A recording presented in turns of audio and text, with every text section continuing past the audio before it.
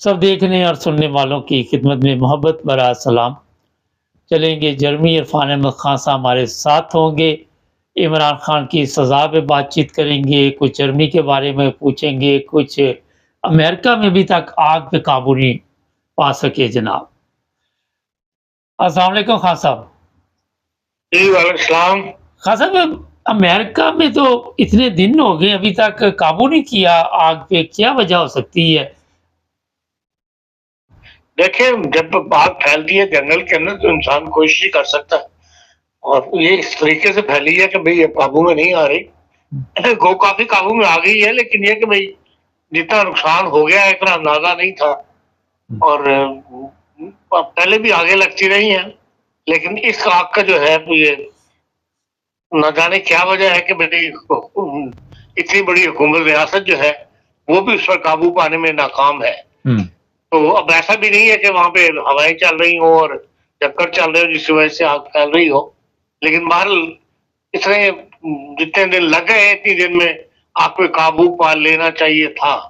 लेकिन अब नहीं पा सके तो अब ये भी अल्लाह ताला की तकदीर है, क्या कर सकता है इंसान। कई वीडियो ऐसी भी खासा सामने आ रही, कहते हैं किसी परिंदे की ने के पास थी कोई थोड़ी-सी, उसके पंजों में आग वो फेंकी और वहाँ से ये आग ने ये तबाही मचाई। देखिए, ये सोशल मीडिया पे ऐसी सब स्टोरियाँ जो है चल रही होती हैं, लेकिन बहरहाल जो कुछ असल वाक़या हुआ है, जिस तरह भी है, वो भी सीएनएन और दूसरे हम टेलीविज़न या दिखा रहे हैं और उसी पे बिलीव करना चाहिए। हुँ। खान साहब, क्या हालात है जर्मनी में? आपके यहाँ पे इलेक्शन की आमद-आमद है, लोगों में कोई जोशो-खरोश पाया जा रहा है? देखिए, जर्मनी वायरल इलेक्शन जो है वो इम्पोर्टेंट इलेक्शन है। ये हर तरफ से आवाज़ें जो है वो उठ रही हैं। हुँ। तमाम डिस्कशंस के अंदर भी ये आवाज़ें जो है वो उठ रही हैं। और जो पार्टी पहले बरसर इक़्तिदार थी, जो कोalition गवर्नमेंट बनी हुई थी, उसकी इंतखाबी मुहिम जो है, वो ज़्यादा कामयाबी से सरफराज नहीं हो रही। हुँ। उसकी वजह ये है कि वो जो जहाँ जाते हैं, उससे उनसे जो सवाल किया जा रहा है, वो सबसे अहम सवाल यही है कि भई आपने जो 2025 का बजट पेश किया, वो आप लोग थे। हुँ।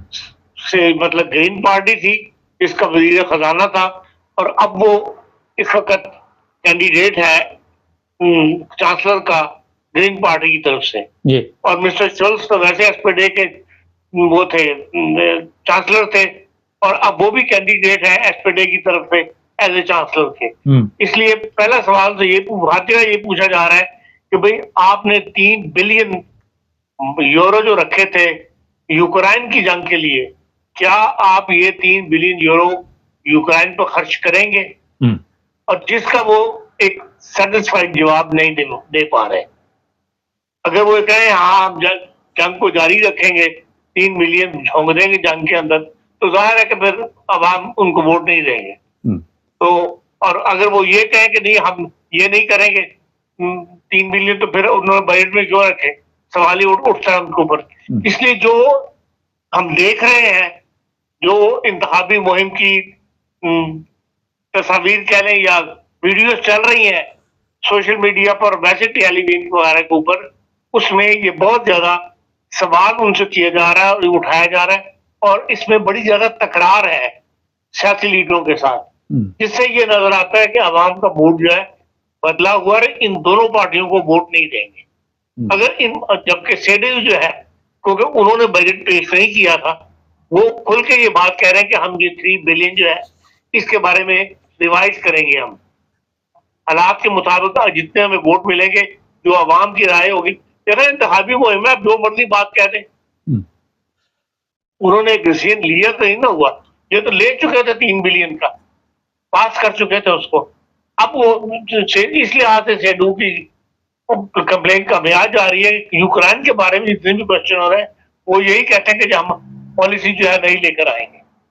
अब लेकर आएँगे या नहीं लाएँगे या अमेरिका के ज़ेर असर होती क्या हालात होंगे उस वक़्त, लेकिन उनको ये जीत हासिल है। इसलिए कहा यही जा रहा है कि जो सेकंड पार्टी बनेगी वो एएफडी आएगी ऊपर। और ये एक खतरे की अलामत लोग भी समझते हैं जो संजीदा जर्मन है और गैर मुल्की जो बेचारे जिन्होंने नेशनैलिटी जर्मन ली हुई है, उनके लिए तो वैसे ही मतलब एक फिक्रमंदी की बात है। पर अभी तक की मुहिम जो है वो इसी तर्ज पर चल रही है। हाँ साहब, 2 इश्यू बताए जा रहे हैं इस वक़्त जर्मनी के, एक तो तजारत का मसला है और दूसरा गैर मुल्की जो सियासी पनाह वाले हैं। आप क्या समझते हैं कि कोई भी गवर्नमेंट आएगी इस पर कुछ ना कुछ काबू कर लेगी, कुछ कंट्रोल करेगी? देखिए, जो जहाँ तक उसका ताल्लुक है इमिग्रेशन का, उसके लिए तो पहले से ही गवर्नमेंट ये ऐलान कर रही थी 2 साल से कि भाई जो हमने सहूलतें दी हैं लीगल करने की, उनसे फ़ायदा उठाएँ। इसलिए आने वालों के लिए तो रास्ते बंद हैं। जर्मनी की जो भी हुकूमत आई, जिसकी भी आई, वो इन रास्तों को बंद करेगी। आप देख लें, जो इन्होंने बॉर्डर वगैरह बंद किए थे, जब दोबारा बॉर्डरों पे पास कंट्रोल शुरू कर दिया था, उसका इनको मजबूत रिजल्ट सामने आया है और लोग काफी लोग इन्होंने पकड़ के भेजे हैं। एक प्रोग्राम मैंने आपके वो उसकी फिगर भी बताई थी और जाहिर है फिगर अब तक बढ़ चुकी होगी। इसलिए वो मामला जो है वो तो आप समझ लें कि ये दरवाजा जर्मनी या यूरोपियन कम्युनिटी जो है अपने में बंद करना चाहती है, क्योंकि दुनिया में जिस तरह बदअमनी हो रही है, बढ़ रही है, उसका सारा रिजल्ट जो है वो इधर को निकल रहा है, इस तरफ को। उन्होंने बहुत सारी कोशिशें करके देख ली टर्की के अंदर और बात दूसरी जगहों पे, जहाँ पे महाजीर को रखा वहां पे इमदाद दे के देख ली, कोई इमदाद उनको रोक लिया जाए। तो उन मुल्कों ने इमदाद भी ले ली और फिर इन लोगों को वापस आने भी दिया, इन यूरोप की तरफ ट्रेवल करने दिया। इसलिए अब ये दरवाजे जो है यकीनन बंद करना चाहते हैं और उसके लिए यूरोपियन जो है आपकी पार्लियामेंट वो कोई ना कोई नई कानून साजी जो है वो करेगी, या जो भी गवर्नमेंट यहाँ जर्मनी में आई वो ये कानून साजी करवाएगी इनसे। हाँ साहब, पाकिस्तानियों की बदकिस्मती, रोज़ाना रास्ते में लोग मारे जाते हैं, डूब जाते हैं। पिछले दिनों मराकश में कत्ल भी किए गए पाकिस्तानी। तो क्या वजह है कि पाकिस्तानी गवर्नमेंट इसको रोकना नहीं चाहती या जानबूझकर ये सारा खेल खेला जा रहा है लोगों की जानों के साथ? नहीं, जानबूझ के तो आप नहीं कह सकते। बात यह है कि जब मुल्क के अंदर आबादी इतनी ज्यादा है, इतनी बेरोजगारी है, हर नौजवान वहां जो बेरोजगारी कर रहा है, तो इस लिहाज से लोग अपनी माशी हालात दुरुस्त करने के लिए बाहर निकलते हैं। हम लोग भी तो किसी, आप और मैं भी तो किसी जमाने में निकले ही थे ना, तो उस वक्त हालात और थे, आज के हालात और हैं। तो इसलिए बाहर गवर्नमेंट जो बाहर निकल रहे हैं उनमें कोई रुकावट नहीं डालती। तो जहां कभी किसी को वीजा लगे वो निकल जाता है। आमतौर पर लोग टर्की वगैरह का वीजा ले लेते हैं, वहां बेस बना लेते हैं, टर्की का वीजा आसान से मिलने लगता है। तो इसमें जानबूझ वाली बात कोई नहीं है, लेकिन यह कि इसको गवर्नमेंट कंट्रोल कर नहीं सकती। इस मामले को जो जर्मन जैसी गवर्नमेंट नहीं कंट्रोल कर सकी, तो पाकिस्तानी गवर्नमेंट तो वैसे ही, जिसके पास जराए भी कम है और पैसा भी नहीं है इन चीजों पे खर्च करने के लिए, वो तो इस मामले को हाँ, ये है कि जब से ये कश्तियां डूबनी शुरू हुई है पाकिस्तानी ज्यादा, तो उसमें यह है कि डेली बेसिस पर पाकिस्तान से लोगों को बाहर निकलने में खबरें आ रही हैं कि भाई रोका जा रहा है। कभी 30-35 बंदे रोज जो है वो मुख्तलिफ एयरपोर्ट से उनको जहाजों में नहीं चढ़ना जाता है, रोक लिया जाता है। किसी को जाली वीजा होता है, किसी को किसी ग्राउंड के साथ रोक लिया जाता है, और जो बाहर निकले हुए हैं वो भी बेचारे कसरत के साथ डिपोर्ट हो रहे हैं। डेली 50, 52, 55 आदमी जो है रोज की बुनियाद पर मुख्तलिफ ममालिक से डिपोर्ट करके पाकिस्तान भिजवाए जा रहे हैं। बहरहाल ये एक तकलीफ से सूरत हाल है और उसकी वजह यही है कि मुल्क माशी तौर पर जो है वो कमजोर है और लोगों को नौकरी नहीं मिलती। तो जाहिर है कि जो बच्चा जवान हो जाता है उसको फिर नौकरी चाहिए अपनी जिंदगी गुजारने के लिए, और ये आंखों चोली का खेल जो है ये उस वक्त तक चलता रहेगा जब तक कि पाकिस्तान खुद अपने पैरों पर खड़ा नहीं हो जाता। पाकिस्तान अपने पैरों पे खड़ा नहीं हो जाता। कल इमरान खान को 14 साल कैद सुनाई गई और 3 दफ़ा आपके इल्म में कि पहले भी ये प्रोग्राम बना था। क्या देखते हैं आने वाले दिनों में बाकी ज़िंदगी इमरान खान जेल में गुजारेगा? देखिए, ऐसा मुमकिन नहीं है कि इन मामलात से पहले भी पाकिस्तान के अंदर जो भी सियासी लीडरों को जेलें दी गई हैं, उनको जिन बेचारों को जान से गए हैंग दिया गया वो तो अलग बात है, लेकिन जिनको जेलें हुई वो किसी न किसी स्टेज पर आकर वो सजाएं खत्म हो गई। और अभी हम यही देखते हैं, मैं समझता हूँ कि ये ऊपर जाकर हाई कोर्ट में फिर सुप्रीम कोर्ट में जो है कुछ ना कुछ अर्सा गुजरने के बाद ये सजाएं जो है वो खत्म हो जाएगी। जो फैसला दिया गया है उसके बारे में भी लोग, असल बात यह है कि उस पर इजहार राय करते हुए लोग डर रहे हैं। जो बड़े बड़े कानूनदान हैं उनकी तरफ से भी इन पर इजहार राय नहीं किया जा रहा, इसलिए कि हर बंदा जानता है कि इस फैसलों में इस्टेब्लिशमेंट जो है उसका अमल दखल शामिल है, और लोग इस्टेब्लिशमेंट से डर के इन पर रायजनी नहीं कर रहे, ये नहीं बता रहे कि कहाँ इंसाफ हुआ और कहाँ इंसाफ का खून हुआ है। जो बड़े बड़े कानूनदान है उनको इस पर इजहार राय करना चाहिए, लोगों को गाइडलाइन मिलनी चाहिए।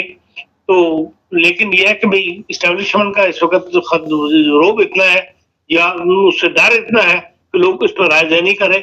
आप देख लें कि जो असल मुजरिम, जिसको मुजरिम बनाया गया है, उसको इतनी सजा दे रहे हैं 14 साल की, जो सिर्फ सहूलतकार है उसको भी 7 साल की सजा दी जा रही है। आमतौर पर सहूलतकारी की सजाएं 2 साल 3 साल ज्यादा से ज्यादा इतनी सजा होती है सहूलतकारी में, लेकिन यह कि वहां भी 7 साल की सजा ये बताती है कि मकसद कोई और है, मकसद उन दोनों को सियासत से बाहर करना है। अब जो दोनों 7 साल के जिला है, इस्लामाबाद हाई कोर्ट में जाएगी, उसके बाद सुप्रीम कोर्ट में जाएगी, एक वक्त लगेगा। इस दौरान हो सकता है कोई ना कोई डील भी इनकी हो जाए उसके लिए, जैसा कि वजीर कानून ने कह दिया कल, तो भाई अगर वो माफी की दरख्वास्त करें तो मैं माफी दिलवा सकता हूँ। इसका मतलब है कि ये दरवाजा उन्होंने खुला रखा हुआ है इमरान खान के लिए।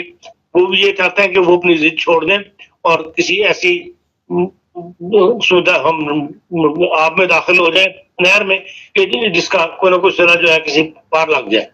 अब देखें अगले चंद दिनों में क्या पता लगता है, या जो तरीके इंसाफ वाले इसके खिलाफ अपील करते हैं उसमें क्या अपील लेते हैं।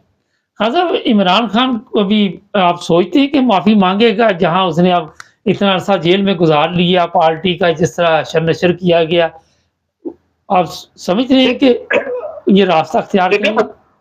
अगर पार्टी के लोग कमजोर पड़ के उसका साथ छोड़ते चले जाते हैं तो फिर उसको जाहिर है फिर एक नया रास्ता अख्तियार करना पड़ेगा, उसको अपनी सोच बदलनी पड़ेगी। अभी तक तो 4 लोग उसके साथ हैं और सूबा सरहद खैबर पख्तूनख्वा में ही लोग अब उसका साथ दे रहे हैं। पंजाब, सिंध या बलूचिस्तान वगैरह में तो लोग उसका उस तरह साथ नहीं दे रहे हैं। पंजाब में कुछ उसके पास लॉयर ऐसे मौजूद है जिनकी वजह से पास एक छोटी तादाद इस वक्त सड़कों पर तो आने को तैयार नहीं, लेकिन इमरान खान से हमदर्दी जरूर रखती है पंजाब के अंदर। इसलिए मुमकिन है कि भाई आने वाले वक्त में जो है इमरान खान की सोच में तब्दीली आ जाए और वो किसी कंप्रोमाइज पे, क्योंकि कंप्रोमाइज बाहरी एस्टेब्लिशमेंट भी चाहती है। अगर वो कंप्रोमाइज ना चाहते होते इमरान खान साहब, तो फिर जो मिलिट्री एस्टेब्लिशमेंट के हेड है उससे उनके पार्टी के लोगों की मुलाकात ना होती। वहां तक जाकर मुलाकात करने पर तैयार हो जाना, इसका मतलब है कुछ ना कुछ बर्फ जो है वो दोनों तरफ से पीली है। चीफ ऑफ आर्मी स्टाफ से भी मुलाकात हुई है, पहली दफा कहते हैं कि वही मैं कह रहा हूँ वहां तक जाके मुलाकात पे तैयार, पहले तो इस पे तैयार ही नहीं थे ना।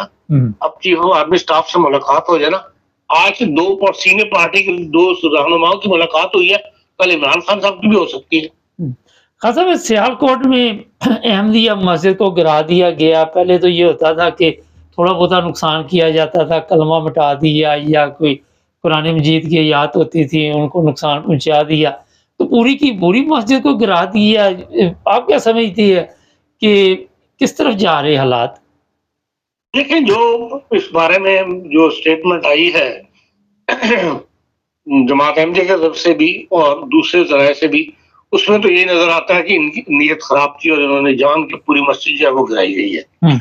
और जो उस बात में वजन लगता है कि ये जो मुहिम चलाई गई, 2 दिन का नोटिस दिया गया, सिर्फ पूरे इलाके के अंदर से उन्होंने तजावुज़ात को गिराना था और सिर्फ 2 दिन का नोटिस दिया गया है। और सबसे पहला हमला जो है वो फिर उसी मस्जिद पर किया गया है, जिसकी वो कहते हैं कि 9 फुट जगह उन्होंने ली हुई थी अंदर। वो उनका क्लेम ये है जमात अहमदिया कि हमने उसके आगे दीवार खड़ी करके उस जगह को महफूज कर लिया था, उस जगह खाली कर दी थी। अब लेकिन इसके बावजूद जो असिस्टेंट कमिश्नर वहां पर ड्यूटी पे थी, खातून है वो, उन्होंने खुद तो वो सामने नहीं आई और कहा यह जा रहा है कि बहुत ज्यादा कोशिश की गई कि उनसे राब्ता हो जाए और जमात के लोग उनसे मिल लें और उनको बताएं इस जाति के बारे में, लेकिन वो सामने नहीं आई। तो अब तक हमें पता लगा है। और तो इसका मतलब यही है कि ये एक नीयत खराब थी, या किसी पुलिस अफसर की या किसी न किसी सरकारी महकमे के अफसर की, जिसने इस मस्जिद को गिराने की नीयत होंगे। ये मस्जिद काफी अच्छे से उनकी निगाह में थी और बार बार इसके बारे में ऐलान होते रहे कि भाई इसके मस्जिद की मीनार गिरा दी जाए, मीनार गिरा दी जाए। अब उन्होंने तजावुज़ात के चक्कर में जो है वो पूरी की पूरी मस्जिद गिरा दी है और ये एक अफसोसनाक वाकया है और ऐसे अफसोसनाक वाक़े रोज़ अब पाकिस्तान की ज़िंदगी का मामूल बन गए हुए हैं, जिसकी तरफ ना रियासत तवज्जो करती है, ना एस्टेब्लिशमेंट तवज्जो करती है और ना ही आवाम की तरफ से ऐसा कोई बड़ा रद्द-ए-अमल देखने में आता है या सामने आकर उनको बात करने के तैयार होता है कि भई इस जाति को कभी तो बंद कर दो। लेकिन बहरहाल जो अहमदी जो है वो इस मजबूरी के तहत ज़िंदा है, इस मजबूरी के साथ। ख़ान साहब और भी अब इनके इरादे ख़तरनाक हो सकती है, हौसला अफ़ज़ाई हो सकती है जब एक ही जगह पे कुछ नहीं गवर्नमेंट ने किया तो? देखिए, सबसे बड़ा जो इस आजकल के हालात में जो मुतालबा करने वाले हैं वो तहरीक-ए-लब्बैक है। और अगर हुकूमत तहरीक-ए-लब्बैक पर काबू पा ले तो इस मामले को सरेजस्त जो है इस पर खामोशी इख्तियार की जा सकती है। लेकिन बात ये है कि इनकी मज़हबी मामलात को हुकूमत कभी भी सीरियसली नहीं लेती। करम एजेंसी के अंदर देख लें आप 3 महीने हो गए, वहाँ कल भी 9 आदमी जो है वो मारे गए थे। जो 35 गाड़ियों का काफ़िला जा रहा था, एक तीसरा काफ़िला, उसके ऊपर भी हमला हो गया। उसमें ड्राइवर भी मारे गए, उसमें पुलिस एहलकार भी मारे गए, उसमें सिक्योरिटी के दूसरे लोग भी मारे गए। लेकिन हुकूमत अभी तक 3 महीने के अंदर वो मसला हल नहीं कर सकी, तो वो इन मामलात की तरफ जो है वो हुकूमत ने कभी इनको सीरियसली नहीं लिया। इसके लिए जुर्रत की ज़रूरत है, इनके लिए बकायदा इन हालात में जो लोग इन मामलात में इन्वॉल्व हैं उनको एक दफ़ा क्रश करना पड़ेगा, उसके लिए हुकूमत डरती है, इसलिए ये मामलात बिगड़ते चले जा रहे हैं। अच्छा, ये बात बिल्कुल दुरुस्त है ख़ान साहब की, जो हमारे पास इत्तला है कि वहाँ पे तहरीक-ए-लब्बैक वाले मौजूद थे और नारेबाज़ी लगाई जा रही थी, रात को लाइटें बंद की गई। ख़ान साहब आखिर पे ये बताइए कि ये मुल्क कलमे के नाम पे हासिल किया गया और अगर कलमे का एहतराम नहीं करते तो इस मुल्क का मुस्तकबिल क्या हो सकता है? देखें, ये मुल्क कलमे के नाम पर हासिल नहीं किया गया, ये बात का नारा है। कायद-ए-आज़म ना मज़हबी आदमी थे, ना उनके साथ जो क़यादत थी वो इतनी मज़हबी थी कि उसने इस्लाम का नाम लिख के ऊपर मुल्क बनाया हो या रीज़न। हाँ, ये ज़रूर उन्होंने कहा कि हम हिंदू के साथ नहीं रह सकते, हिंदू मुसलमान 2 कौमियतें अलग-अलग कौमियतें हैं। लेकिन ये नारा कभी नहीं लगा कि ये मुल्क ला इलाहा इल्लल्लाह के नाम पर बनाया गया है। ये सब बातें जो है बाद में शामिल की गई हैं। जब जो उलमा ज़ोर पकड़ते गए हैं, करारदाद मकासिद जो है उसको जब आइन में शामिल किया गया, उसके बाद ये मामला जो है आगे बढ़ना शुरू हुआ और फिर बढ़ते-बढ़ते जो है वो अब ये हो गया कि अब इस्लाम के बगैर कोई चीज़ जो है हर काम जो है वो इस्लाम के नाम पे हो रहा है, चाहे वो बदी का काम हो और चाहे वो नेकी का काम हो। बहुत शुक्रिया ख़ान साहब का। नाज़रीन, अल्लाह का नाम जिस जगह पे आप एहतराम से नहीं लेते या उसकी बेहुरमती करते हैं, ज़ाहिर है वहाँ पे फिर खुदा ताला कैसे खुश होगा उस कौम पे। ये जो माल है उसके जो नज़र ही आ रहे हैं आप सबको, जो माल है मैं उस पे रोज़ाना कुछ ना कुछ बताते रहता हूँ। चैनल को सब्सक्राइब कर लें।